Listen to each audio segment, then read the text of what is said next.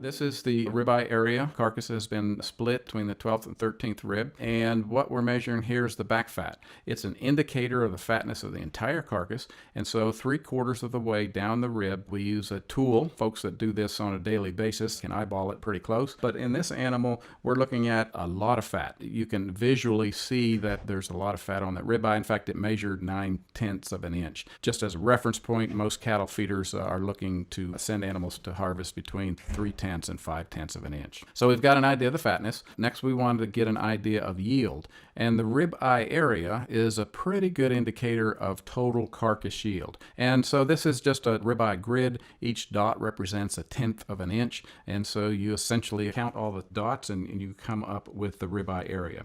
In this case, the ribeye area is 10.1 square inches, and the importance of that is twofold. One, it needs to be large enough that the consumer gets the size steak that they want without having to cut it too thin or too thick, and then it also needs to fit various markets and needs to be sized right compared to the carcass. So for example, this ribeye area came out of a carcass that only weighed 668 pounds. So the proportion of ribeye area to carcass weight is 1.5. That'll range from 1.2 or 3 to over 2. Obviously, larger numbers better. So this is kind of average to below average relative to carcass size. The next measurement is an indicator of palatability. We have two types of fat. We have the taste fat, if you will, and the waist fat. The first measurement was on the ribeye. Recall that this carcass had 9/10 of an inch. That's the waist fat. This carcass will be trimmed down to at least 1/4 of an inch, maybe less. So there's almost 7/10 of an inch that has to be removed. So very wasteful. However, the taste fat is that intermuscular fat, the fat that's in the muscle itself and has a high correlation to eating satisfaction. That's rated from slight amount of intermuscular fat all the way up to slightly abundant. And this is one of the few animals that we see in the prime category. Nationally, only about 3 to perhaps certain times of the year 4% of the cattle will grade prime.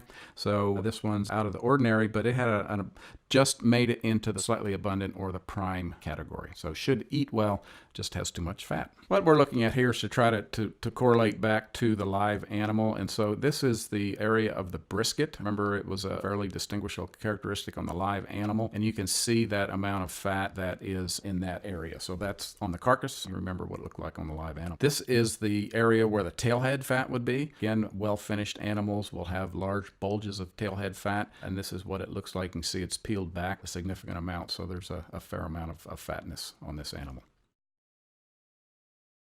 Okay, this is our second carcass, and you can see on the tag that this one weighs 643 pounds. The market target, if you will, is going to be 650 to 850. That's the range on a carcass weight that most consumers and most retailers are looking for. This one at 643 is kind of at the bottom end of the range. We move then to measuring the back fat. Again, we do this 3/4 of the way up the ribeye area. Think about that previous carcass we just looked at and this one, and it's quite visually obvious that this one has a lot less fat, and in fact, the measurement was 3/10 of an inch. We're going to measure the ribeye, again counting the dots. Now recall that the ribeye on the first animal we looked at was 10.1 square inches on a carcass that weighed 668. This one is 12.7 on a lighter weight carcass. So the ratio of ribeye area to carcass is much higher and consequently should yield better than that previous one, not only because it's got a larger ribeye, but it also has less fat that has to be removed. The biggest problem, and that's not a terrible problem, as you see that the amount of intramuscular fat, the taste fat, is quite reduced from the first carcass.